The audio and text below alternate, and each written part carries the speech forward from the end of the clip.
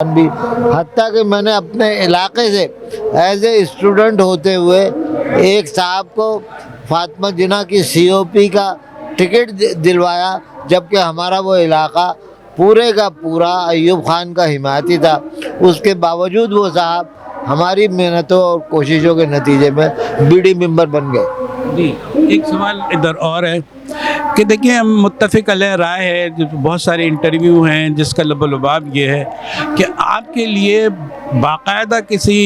P H D کی ضرورت نہیں تھی، کیونکہ آپ نے اتنا برتا ہے زندگی کو، اتنے مختلف شعبوں میں آپ نے تعلیم حاصل کی ہے، تو جب آپ اس میں فلفل کر رہے تھے اس کی جو کوالیفیکیشن ہوتی ہے، تو پھر آپ کو کیا اس عمر میں سوجی کہ آپ جو ہے پی ایچ ڈی کریں، اور آپ اس میں جو مشکلات ہیں 10 سال کے بعد آپ کو جو ہے یہ سند حاصل ہوئی، اس کے بارے میں پوچھنا چاہتا ہوں۔ دیکھیے، اس میں بنیادی مسئلہ تو یہ ہے کہ میری ایک خواہش تو تھی، اور میں نے پہلے ایم اے میں جب داخلہ لیا تو میرے جو مینٹور ہیں ڈاکٹر توصیف احمد خان، انہوں نے پہلے دن سے کہنا شروع کر دیا کہ یار آپ پی ایچ ڈی کریں، آپ پی ایچ ڈی کریں۔ آپ ابھی میں نے ایم اے نہیں کیا تھا، وہ کہتے تھے مجھ سے کہ آپ پی ایچ ڈی کریں، آپ کر لیں گے، اس لیے کہ آپ نے جو کتابیں اس وقت پڑھی ہیں جو لوگ آپ ایم اے میں پڑھ رہے ہیں، جب آپ باقاعدہ طالب علم نہیں تھے، جبکہ میں انجینئرنگ کا طالب علم تھا، تب بھی میں نے وہ ابتدائی صحافتی کتب جو ہے وہ میں نے ساری پڑھ لی تھی۔ خبر بنانی مجھے آتی تھی، خبر کو چلانا آتا تھا، لوگوں سے ان کانٹیکٹ ہونا آتا تھا، اور اس وقت کے حالات کے تحت جو ہے وہ میں خبروں کو تبدیل بھی کر سکتا تھا، بنا بھی سکتا تھا۔ بڑی پروقار تقریب ہوئی آپ کی پی ایچ ڈی کے حوالے سے، اس کے اجرا کے حوالے سے، بڑے مدبرین نے بات کی اس میں،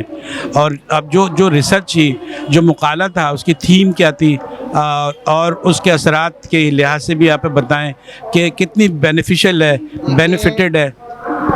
بنیادی طور پر تو اس کا تصور میرے ایک دوست کی وجہ سے ہوا۔ انہوں نے کہا کہ جب وہ اب تو آغا خان میں ہے، جب میں امریکہ میں ایم ایس کرنے کے لیے گیا تو مجھ سے ڈاکٹر نے کہا کہ تم، جو انچارج تھا ان کا، اس نے کہا کہ تم کس سبجیکٹ میں کرنا چاہتے ہیں؟ تو میں نے کہا صاحب زیادہ تر ہارٹ، آرتھوپیڈک یا اسی قسم کی جو رائج الوقت چیزیں ہیں ان کے اوپر۔ انہوں نے کہا لیکن پھر اس سے کیا ہوگا، تم ان 50 لوگوں میں سے ایک آدمی ہوگے۔ یہ بات مجھے کلک کر گئی تھی اسی وقت، تو میں نے اسی وجہ سے ایف ایم ریڈیو کا تصور لیا تھا، اس لیے کہ وہ میرے لیے انجینئرنگ سے کسی نہ کسی طریقے سے ڈائریکٹلی یا انڈائریکٹلی اس کا رابطہ بنتا تھا۔ اس لیے میرا موضوع جو تھا وہ یہ تھا کہ ایف ایم ریڈیو کے اثرات کراچی شہر کے اوپر۔ پہلے میں اس کو پورے سندھ میں کرنا چاہتا تھا، لیکن ڈاکٹر نثار احمد زبیری جیسے عظیم محقق نے مجھے مشورہ دیا کہ یہ بہت بڑا ہو جائے گا اور ضرورت سے زیادہ ہوگا، اور بہت پرابلم اس میں پیدا ہوں گے آپ کو ڈیٹا کلیکشن میں۔ اچھا، ہم چاہیں گے کہ مختصر الفاظ میں آپ یہ بھی بتا سکیں کہ آپ کا جو مقالہ تھا، اس کی جو تھیم تھی، اور اس سے فائدہ کیا ہوا، اور جب آپ کی تقریر میں تو یہ بھی کہا گیا کہ اس کو نصاب کا حصہ بنا جائے، آپ کی ایک کتاب کی شکل میں آنا چاہیے اور وہ پڑھایا جائے، کیونکہ اس سے پورے ریڈیو جرنلزم بھی ایک بڑا حصہ ہے، اور اس میں اپنے پرائیویٹ جو ایف ایم کے جو ریڈیوز ہیں اس کو کور کیا ہے۔ اس سلسلے میں آپ کیا کہیں گے؟ دیکھیے، اس میں اصل میں دو اہم چیزیں ہیں۔ ایک تو ریڈیو پر پاکستان میں اردو میں اول طور پر کتابیں موجود ہی نہیں ہیں، جبکہ یہ ایک اہم ترین ذریعہ ہے کمیونیکیشن کا۔ دوسرا یہ ہے کہ ایف ایم ریڈیو بڑی تعداد میں پاکستان میں انٹروڈیوس ہوا ہے، اور اس سے پہلے بیرونی ممالک میں تو اس نے اپنا وہ سکہ بھی جما دیا ہے کہ چھوٹے چھوٹے سے موضوعات کے لیے بھی ایف ایم ریڈیو موجود ہیں، اسپیشلی تعلیم کے لیے، صحت کے لیے، کھیلوں کے لیے، بیماریوں کے لیے، اس کے علاوہ اور دیگر اس کے اسپیشلائزیشن ہے۔ تو میرا خیال تھا کہ جب میں اس پر کچھ کام کر لوں گا تو مجھے اس سلسلے میں ایک نیا ذریعہ ملے گا، اور یہ ایک ایسی ایکسیلنس ہوگی جو کہ نارملی پی ایچ ڈی کرنے والے لوگوں میں بہت کم ہوتی ہے۔ یہ آپ کے جو مینٹور ہیں پروفیسر ڈاکٹر توصیف احمد صاحب اور محمد احمد لیل بھی ہیں، آپ کے دوست ہیں، وہ یہ ساری ان کے کچھ نام ریکارڈ پہ آنا چاہیے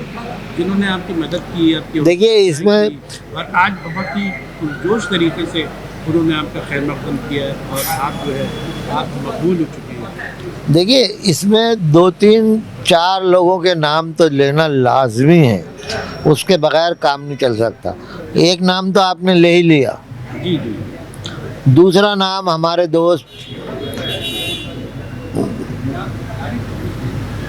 محمد احمد لیل کی بات کر رہے ہیں؟ نہیں، میں بات کر رہا ہوں اسٹیٹ بینک والے سیف، ڈاکٹر سیف کی ڈاکٹر سیف، کیونکہ ڈاکٹر سیف خٹک نے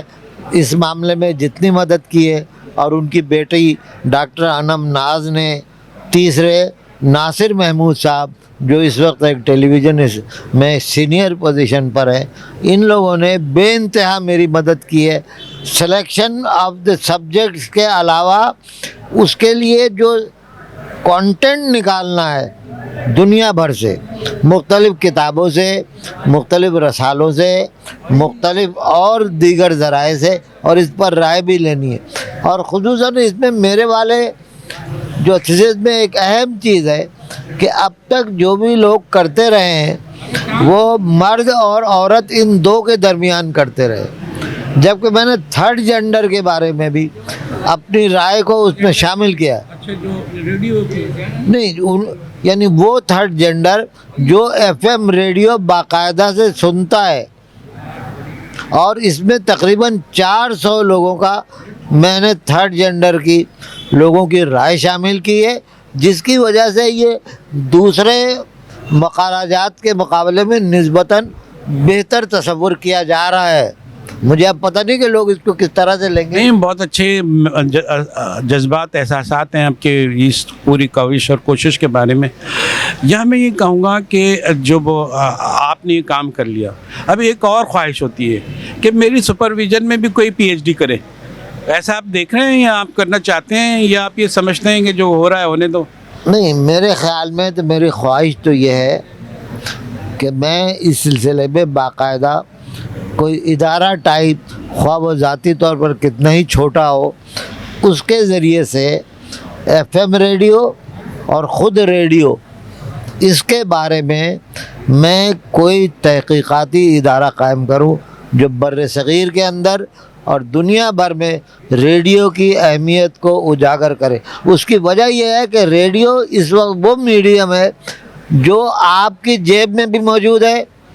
اور کنر کی جیب میں بھی موجود ہے، یعنی ہر وہ موبائل سیٹ، خواہ وہ اینڈرائیڈ ہو یا سادہ ٹچ بٹن والا ہو، اس کے اندر ایف ایم موجود ہے۔ اس کے معنی ایک کمیونیکیشن لنک مفت میں آپ کی جیب میں موجود ہے، اور آپ اس کے ذریعے سے معاشرے اور سماج کی اصلاح کے لیے خاصا کام کر سکتے ہیں۔ ڈاکٹر سید مسعود عثمانی صاحب سے آج ہم نے انٹرویو کا اعزاز حاصل کیا، اور کئی پہلو آپ نے اجاگر کیے،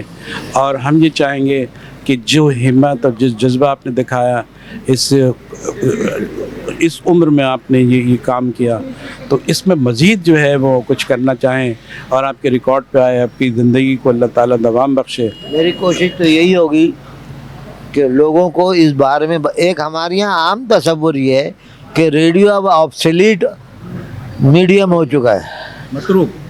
لیکن عمومی طور سے صورتحال یہ ہے کہ وہ ہر ایک کی جیب میں ہے اور لوگ اسے استعمال بھی کر رہے ہیں۔ 55 لاکھ لوگ اس پر اس وقت اپنی جیب میں رکھے ہوئے، اپنے گاڑیوں کے اندر، اپنی موٹر سائیکلوں میں صورتحال جاننے کے لیے خود کراچی شہر جیسے میں لوگ اس کو استعمال کرتے ہیں۔ ڈاکٹر مسعود احمد عثمانی صاحب، ہم آپ سے بڑے خوش جذبات کا ہم نے اظہار کیا